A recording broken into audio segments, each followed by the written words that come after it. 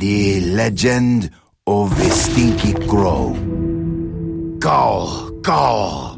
For nearly 14 years, his mind had been soaring miles above. But Elliot Thomas was still stuck down on Earth in the boring town of Sinchester. Sinster. What? It's pronounced Sinster. How do you know? My cousin's from Sinster. Never mind, keep going. Alone in his treehouse, he glued feathers to his wingsuit, readying himself for the day he would join the Phoenixes and Quetzalcoatls in the sky. "Dinner time," cried his mother from their house across the yard. Elliot sat at the center of the table.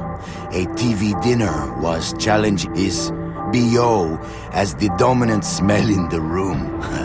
On his left, his mother yammered about her day at the ER. On his right, his father was absorbed in his smartphone.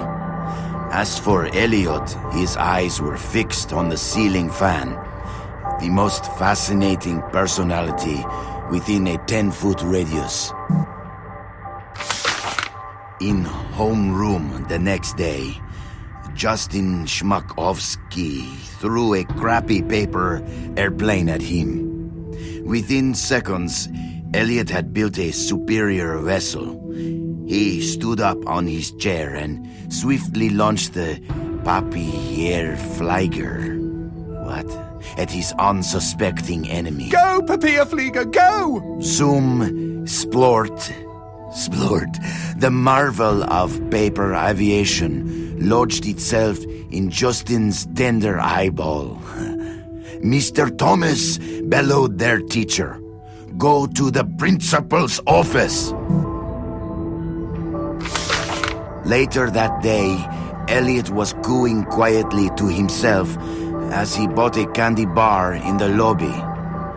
Casey Witchtits was smoking nearby and sneered at him. "You'll never fly, Stinky Crow," she laughed. "Why don't you go jack off to some bird porn? I bet you do more fapping than flapping." Hey, that's pretty good. "Fuck you!" screeched Elliot as he ran for the door. It was dark out by the time Elliot meandered home.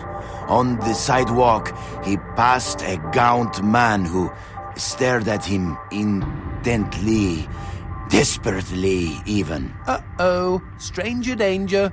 The man opened his mouth and said, "Uviwa, Uviza." What the fuck? Elliot had planned to eat his candy bar tonight while he finished his masterpiece, but he instead held it out to the man. "I know what you mean," he replied. The schoolyard was packed the next morning as Elliot's classmates waited for first bell. "Go, go!" As one, the students turned toward the gate and saw Elliot dressed head to toe in his wingsuit. After a moment of shock, they burst into laughter. But they were already far below him. He swooped through their midst and into the school. "Call, call!" He bounded through the halls, zigzagged up the stairwell.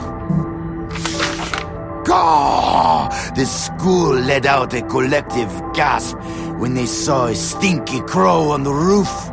With a triumphant snap, he spread his wings, and a moment later, he had leapt. The next 2 seconds were the most beautiful of Elliot's entire life. He could feel their eyes upon him. He was flying, and their awe was keeping him aloft. 10 minutes later, as guidance counselors wiped bits of Elliot off sobbing students, and the police struggled to piece together the story you are reading now, Elliot's teacher looked down at the wreckage of the boy on the pavement and never forgot what he saw.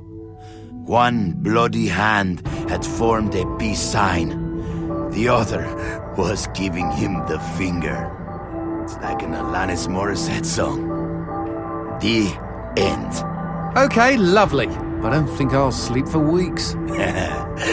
Quidad cojones.